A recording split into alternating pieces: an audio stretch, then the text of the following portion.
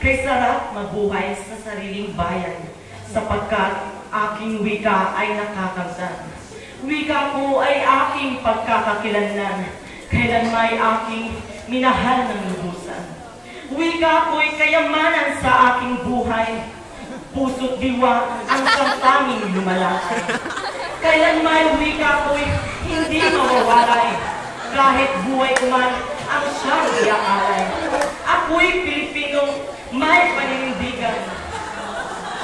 Wika ko'y taas ng may katapangan. Kailan may di ko ito matatawaran, sapagkat ako'y mabuting mamamayan.